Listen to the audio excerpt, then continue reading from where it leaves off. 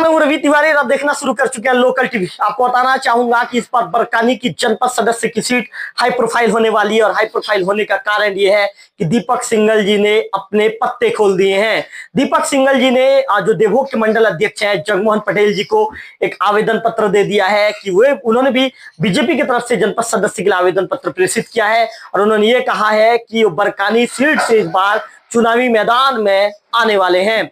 हमारे साथ बातचीत करने के लिए दीपक सिंघल जी मौजूद हैं। दीपक सिंघल जी कोई पहचान के मोहताज नहीं है। दीपक जी ने पिछले कई सालों से दीपक जी समाज सेवा कर रहे हैं और उनके समाज सेवा का परिणाम है कि लोग लगातार उनसे जुड़ते आ रहे हैं।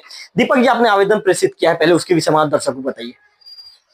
नमस्कार, मैं सबसे पहले लोकल टीवी को धन्यवाद देना चाहूंगा कि आपने मेरा ये खबर जन जन तक पहुंचाने का कार्य को एकदम सुगम बनाया है।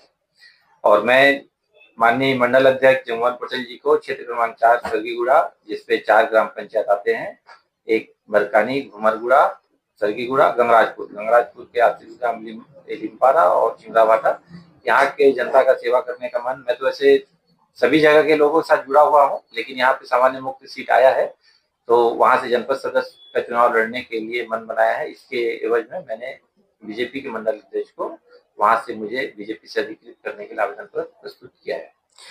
दीपक जी, अचानक चुनावी मैदान में आने का फैसला, चूंकि कुछ दिनों तक ये हलचल नहीं थी, लेकिन अचानक आपने चुनावी मैदान में कूदने का फैसला लिया है। अचानक ऐसे फैसला क्यों लेना पड़ा?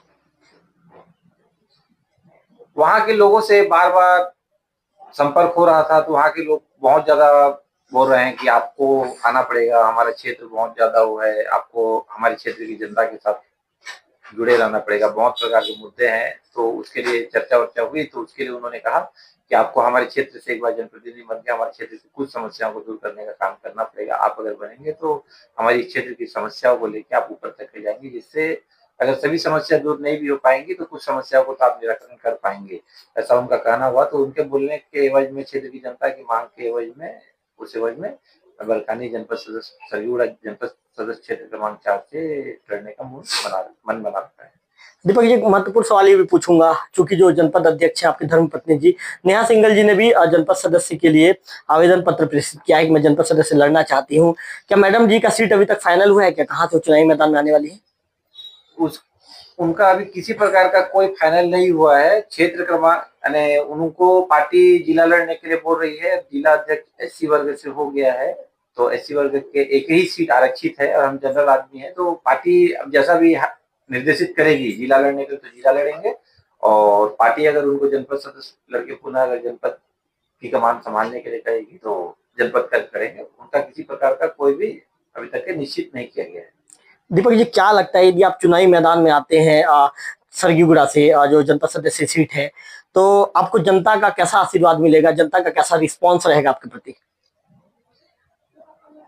मुझे तो वहां की जनता के ऊपर भरोसा है, क्योंकि मेरा मन नहीं है वहां से चुनाव लड़ने का। मुझे वहां की जनताओं के द्वारा कहे जाने पे मैं वहां पे चुनाव लड़ने का मन बना के रखा है। वहां के लोगों के साथ मेरा बहुत पुराना संबंध है और मुझे विश्वास है कि वहां मुझे बहुत भारी मतों से, मेरे साथ जो भी प्रतिद्वंदी आएंगे उनके खिलाफ भारी मतों से मुझे विजय दिलाएंगे। दीपक जी, मन बना लिया है, फाइनल है कि सीट चेंज हो सकता है? नहीं, मेरा सरगीगुड़ा का जो जनपद सदस्य क्षेत्र क्रमांक 4 है वो सीट मन बना लिया है, उससे फाइनल है, किसी प्रकार का कोई सीट चेंज नहीं होगा।